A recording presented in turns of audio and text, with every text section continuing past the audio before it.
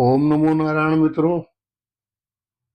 तो दीपावली पे शुभ लाभ लाभ की बात कर रहे थे हम, लाभ के घर की। तो अब तक आपने जाने लाभ के विषय में कुछ महत्वपूर्ण पहलू, क्योंकि ये बड़ा महत्वपूर्ण भाव है आजकल। असल में जिस जमाने में उतने रोजगार नहीं थे, इतने बिजनेस नहीं थे, इतनी नौकरियां नहीं थे, तीन ही प्रकार के मुख्य तौर पे हमारे यहाँ भारत में रोजगार थे। एक खेती, और एक अपना लड़ाई, अपना छतरी। ठीक है, आप फौज में भर्ती हो जाओ, और पशुपालन। बाकी विनिमय प्रथा थी, ठीक है, वो एक दूसरे का समान। लेकिन आज के टाइम में ये लाभ भाव बड़ा महत्वपूर्ण हो गया। आज के टाइम में राजयोग भी बहुत लोगों को है। ये कली काल का वरदान है।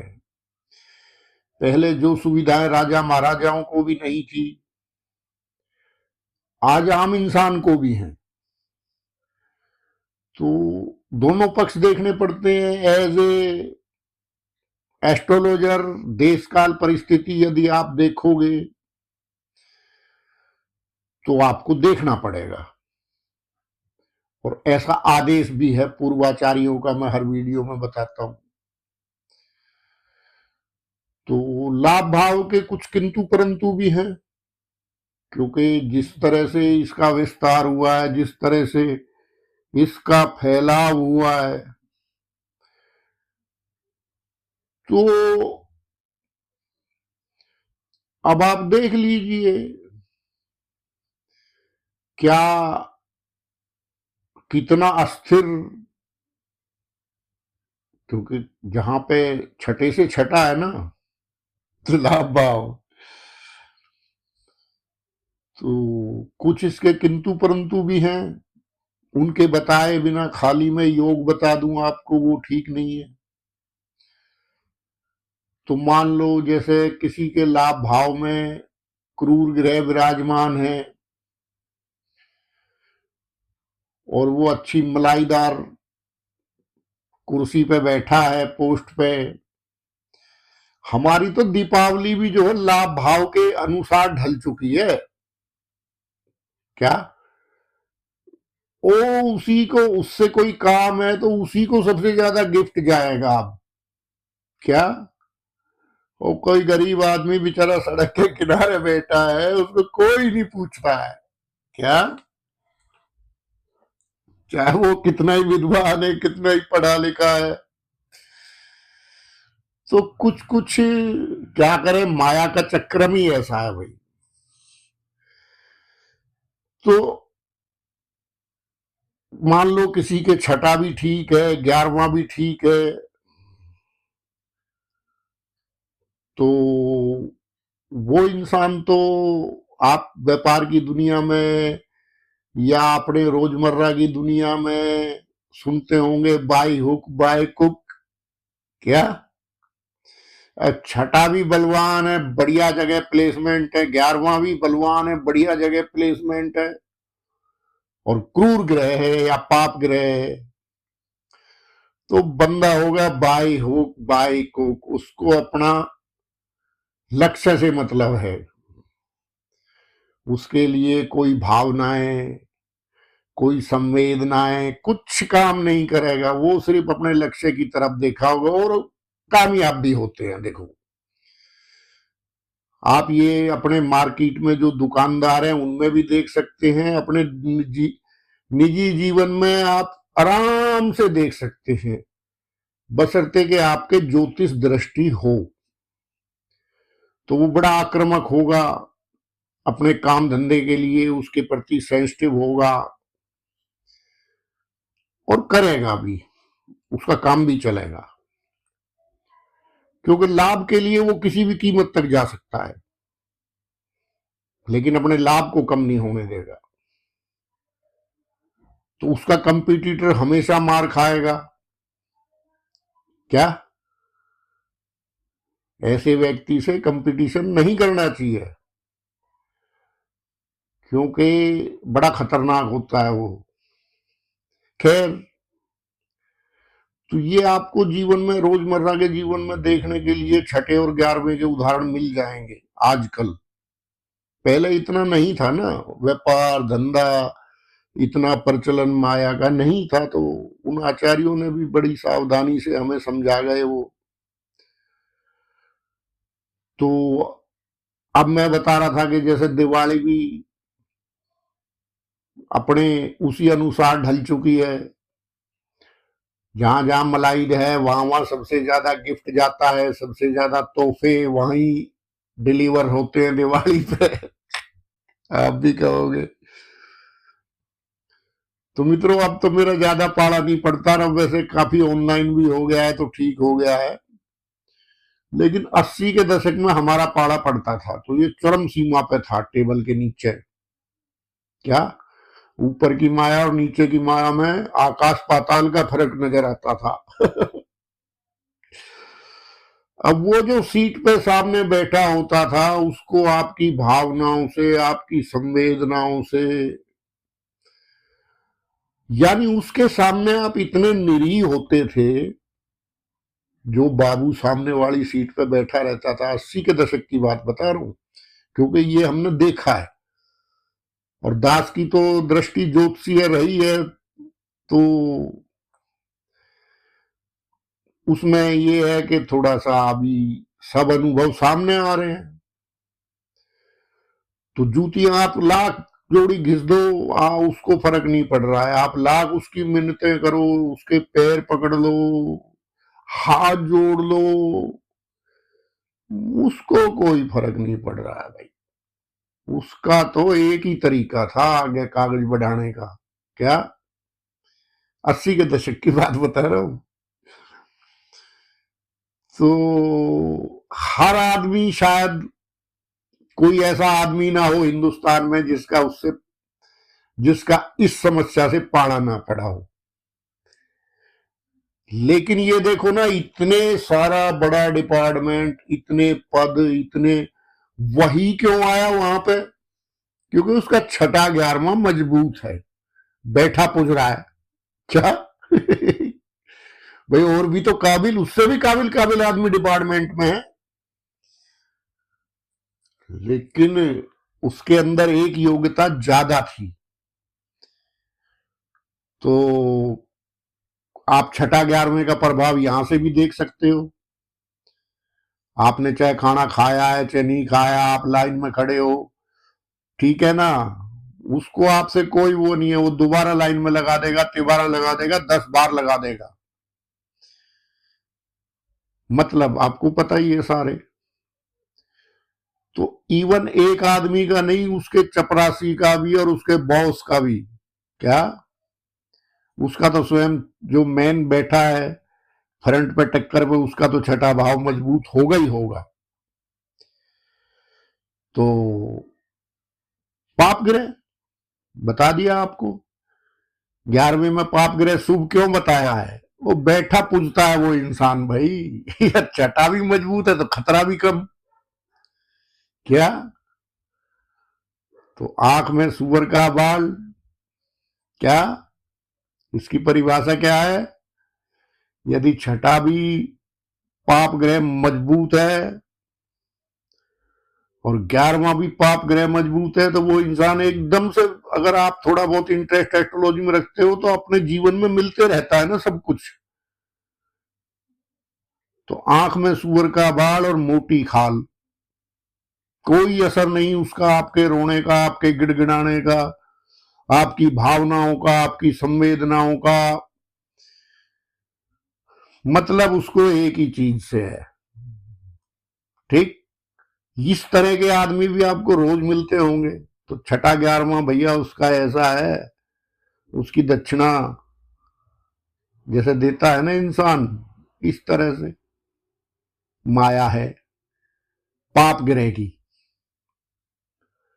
चाहे तुम कर्जा करो, चाहे तुम पत्थर फोड़ के लाओ, चाहे तुम गहने गिरवी रख के लाओ, उसका तो काम वही रास्ते से होगा भाई। वो नहीं मानने वाला और 1 रुपया कम नहीं करेगा। अगर उसे कह दिया तो और 10 बार घुमा देगा। क्या ये हाल छठे 11वें का बताया आपको, आपका पाड़ा पड़ता होगा। तो अब आप कहोगे भाई हाँ भाई पाड़ा तो पड़ा है हमारा ऐसे, भाई उसका छठा घर मजबूत है, 11वां घर मजबूत है। अब वो लगा इसलिए कि वो मजबूत ग्रह की कोई दशा या अंतरदशा, जब तक वो दशा अंतरदशा है तब तक वो मड़ाई काटनी काटनी है उसने। क्या ज्योतिष बड़ा इंटरेस्टेड विषय है मित्रों। क्या बड़ा आनंद आता है। एक हम देख रहे थे,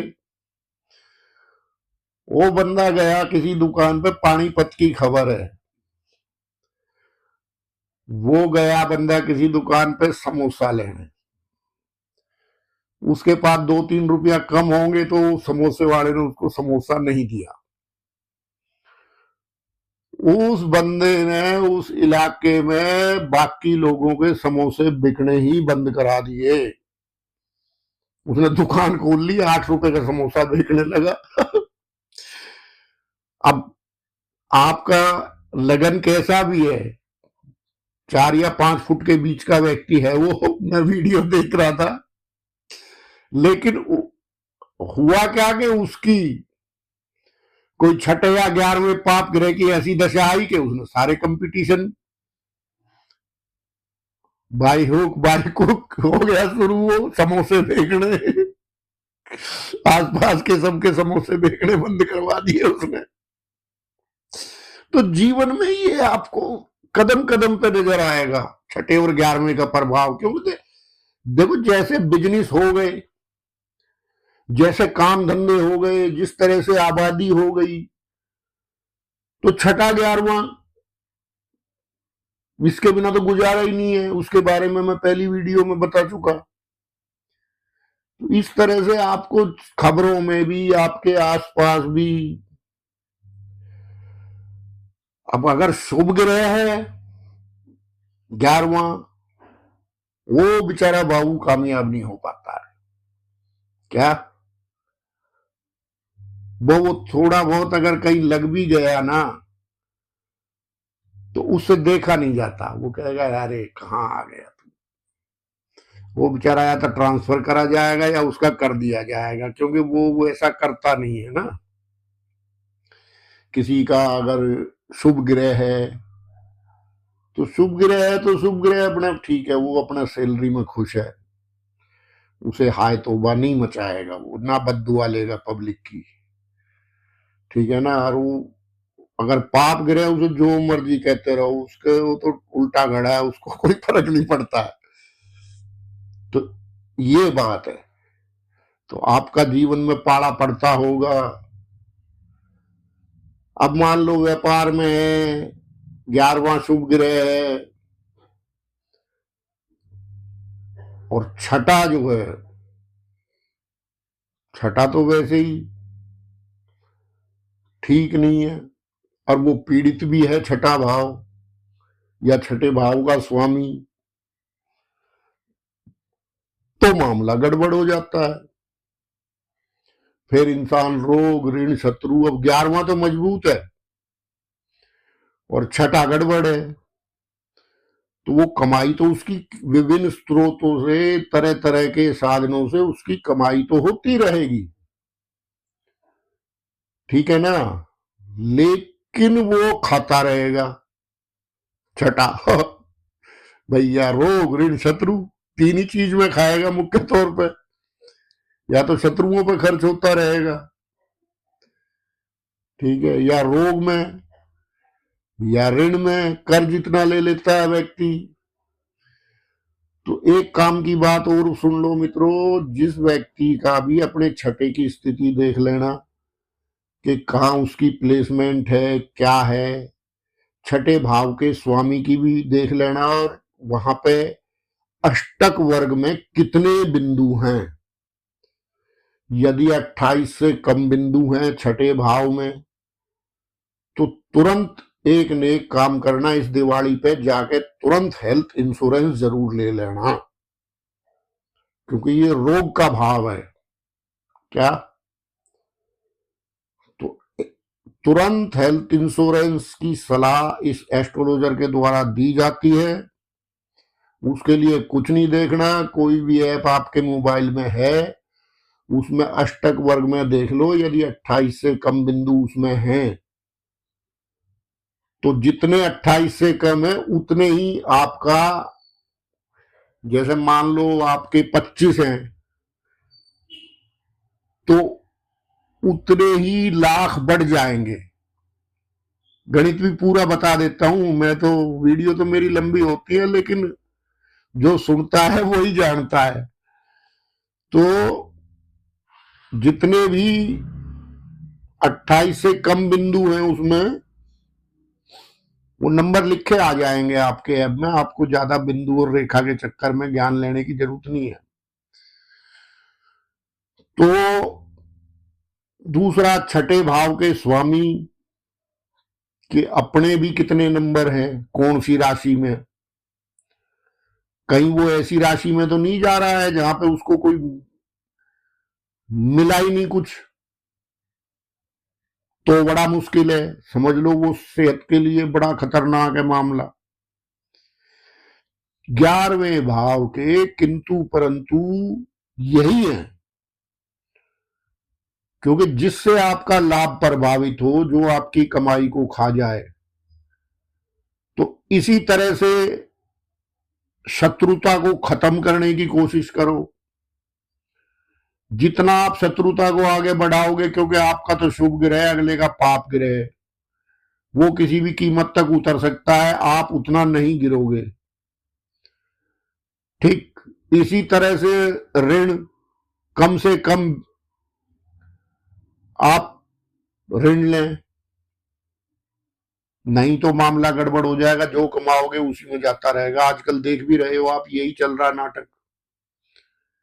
वो उसमें यही पाएगा कि एक भाव उसका ठीक है, 11वां ठीक है, छठा ठीक नहीं है, और वो बेचारा जो कमा रहा है उसका ब्याज में जा रहा है, किस्तों में जा रहा है। ठीक है ना? तो सब चीज का गणित लगा के इस दिवाली पे, और तब अपना आगे कदम आप बढ़ाओ। भाई आपको साफ साफ बता दूं कि 11वें को आप लगन में रख लो, 11वें भाव को, 11वें भाव को, जो भी आपका लगन से 11वां भाव है उसको लगन मान के आप गणना कर लो। ठीक, अब गणना करोगे तो 3 6 11,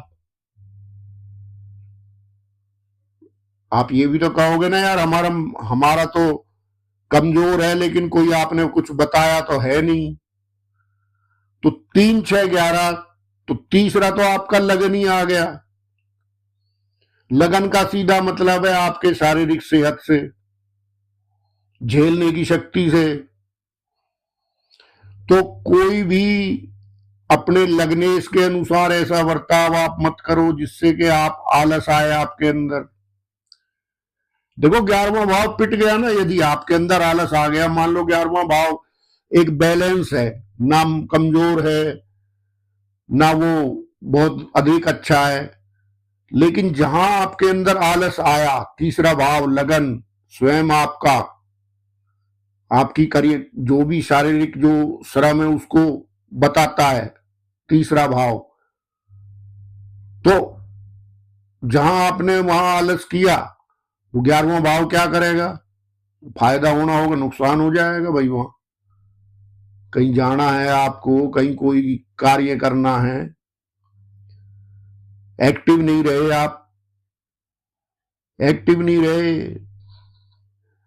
तो भाई सावधानी हटी दुर्घटना घटी। तो ये तो तीसरा हो गया 11वें से, कि आलस आपको बिल्कुल नहीं करना अपने लाभ के लिए, और सारी चीजें छोड़ भी दो तो। ठीक है ना? गलत तो नहीं कह रहा? फिर हो गया फोर्थ, भवन, भूमि, वाहन। अब उसमें क्या होगा कि गाड़ी लेनी है, आपने कहीं जाना है आना है, उसके गुजारे के लिए आपको गाड़ी लेनी है ना, वो तो साधन है। लेकिन आप लोगों के दिखावे के लिए, या आपने मकान लिया, 1 करोड़ का मकान लिया, 25 लाख उसमें इंटीरियर में लगा दिए। ऐसी गाड़ियों में भी बड़ी माया लगती है आजकल, लाखों रुपए ऊपर से लगा देते हैं लोग, आपने देखा है। थोड़े दिन में ठंडा शौक जयशंकर की, तो वो भी आधे की रह गई गाड़ी, और उसकी तो कोई वैल्यू है ही ना जो उसमें लगाए थे। तो हो गया छठा एक्टिव, हो गया कि नहीं हो गया। और 11वें से 8वां मृत्यु तुल्य कष्ट, वो फिर छठा भाव आपका लगन से आ ही जाएगा। वो आपको पहले समझा चुका रोग ऋण शत्रु। तो छठे का बलाबल देखो, 8वें का बलाबल देखो, हेल्थ इंश्योरेंस जरूर लो अगर छठा कमजोर है तो। जिस भी पक्ष में आपने लोन ले रखा है उस लोन की इंश्योरेंस कराओ। इंश्योरेंस तो छठे भाव अगर कमजोर है व्यक्ति का, तो इंश्योरेंस तो उसके लिए रामबाण है आज के युग में। आगे आपकी मर्जी है। ठीक है, तो ये 3, 6, 11, 8वां बता दिया, अब 11वां बता देते हैं भाई। लाभ से 11वां कौन सा हुआ? नवम भाव। तो यदि आपकी भक्ति, आपका भजन, आपका दान, आपका पुण्य भी चूक गया तो 11वां भाव प्रभावित होगा क्या? वो 11वें भाव का भी पिताजी है, नवम भाव। लाभ। ठीक। तो वो आपका लगन से नवम हो गया, तो अपने नवम भाव को मजबूत रखो।